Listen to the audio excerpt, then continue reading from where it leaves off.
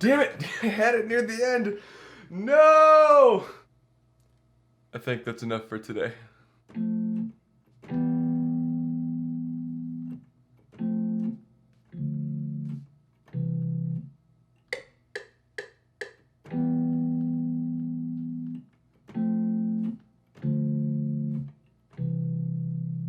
So something like that. Alt Q because it is very badly timed. Why did it do that? Also not recording my screen, so I should probably do that, huh?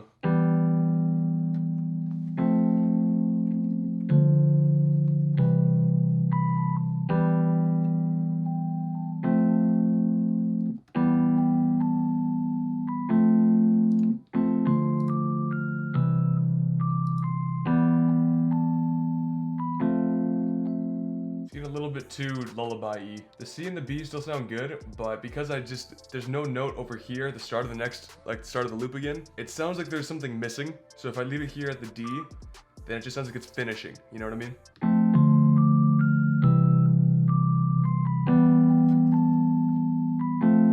That works. And just what I'm gonna do is put it onto Mixer Channel and put some RC20 on it, add a little more vintage feel to it. Yeah, that's soothing.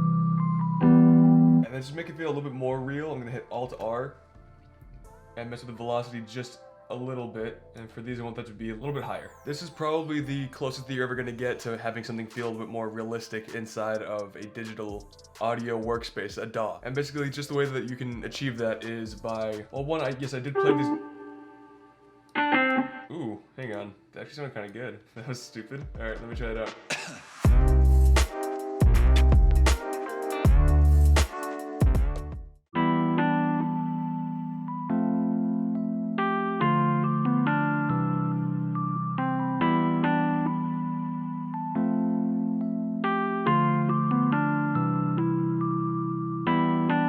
So let's talk about how I made the sample a little bit more realistic. So if you look down at the velocities over here, they are all over the place. There are some that are lower than everything else. There are some that are peaking above some of the more baseline ones, which are the chords right here. And the chords, if you really want to have like that realistic feeling, the lower note in the chord is going to be the one with the lowest velocity. Now, I am not an experienced piano player, even though I've been practicing my melodics, but I'm not saying that how I'm playing these chords is the correct way to do it. Like here, the top note of the chord is actually the lowest velocity, but generally the lowest one is going to be the bass note and the root note of the chord.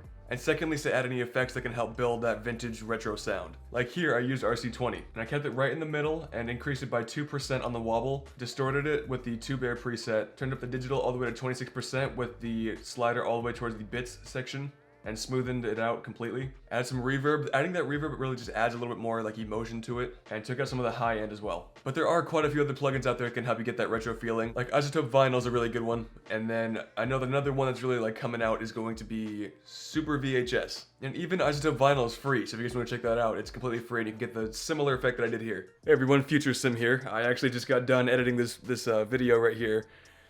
And I messed up. I messed up kind of bad. So this microphone is a little bit finicky in the way that there's the off button, the slider that goes on in the middle, and then all the way to the right, which is a high pass filter. Why they did that, I don't know. And then right below that is another notch that has minus 10 decibels, 0, and plus 20. Usually I have plus 20 on and reduce my camera volume very low, which is how it should be done.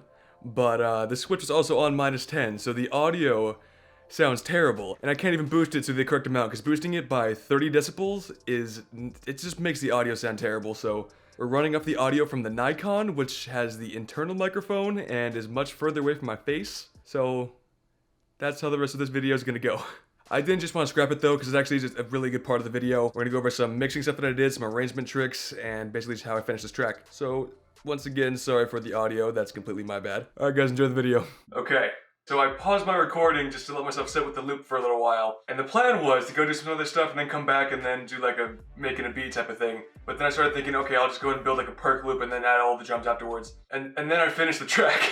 So yeah, the track is all done. That's my bad. I'm human though, I make mistakes. I just kind of had like this whole like inspiration and then I just kept on running with it and never turned on my recording again. So I'm just gonna tell you guys what I did. Alright, so here's the kick pattern.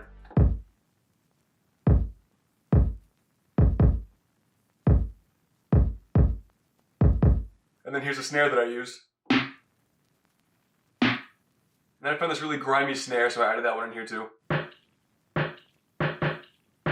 Very bouncy hi-hats.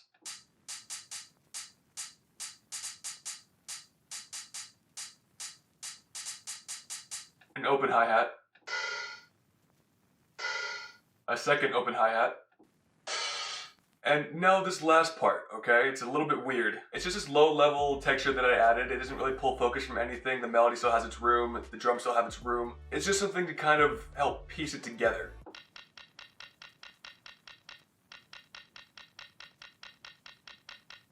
And this is how all the drums sound.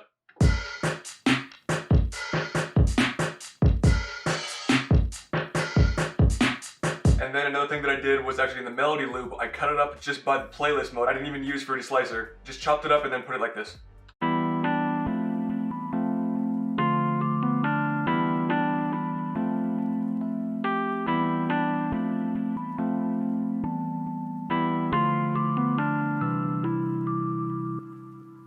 So as far as arrangement, we have this intro right here. I put a little low pass filter on it.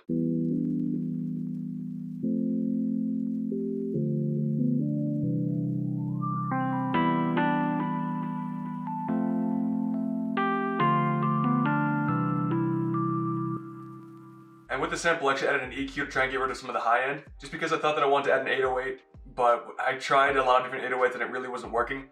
So what I did was I just put it down to around like 45% in the mix and have the low end of the sample really carry my bass. And it's very simple arranging as far as the verse and the hook actually. Let's go and listen to the verse.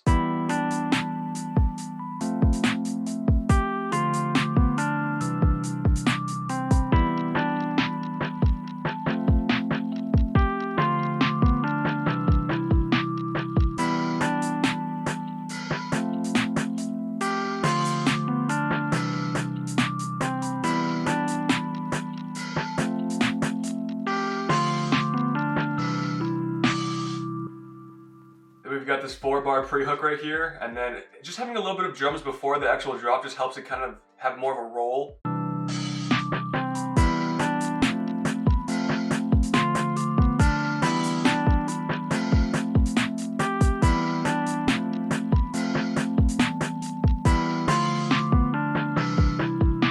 So that's basically just the whole entire loop. So basically what I just did was I just copied everything from here on out and then started making small changes to the verse. Then after the last hook, I have this little bridge right here.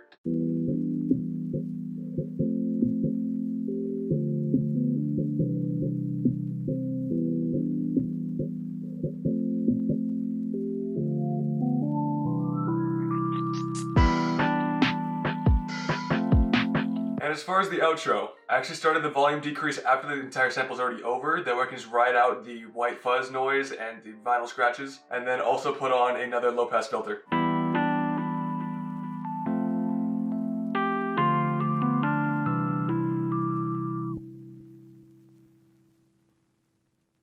Alright, and that is basically the entire beat that I have. Once again, sorry about finishing it without you guys. I want to do one little minor thing and then I ended up finishing the entire track, so it is what it is. Alright, so that's gonna do it for me. Thank you guys very much for watching, I really do appreciate it. And I'll catch you guys in the next one. Peace.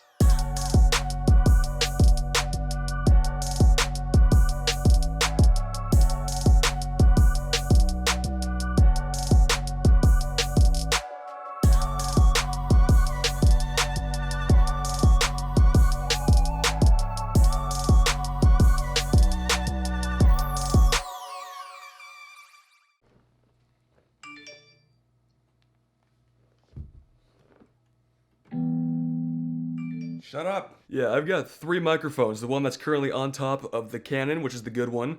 The one right here, which is my Blue Yeti, which I usually use before this one. And then the one that's internally inside of my Nikon. And off of those 3 microphones, the 2 good ones were off, and the only one that was left on was the one that has to stay on for the Nikon. So that's the one we're running off of.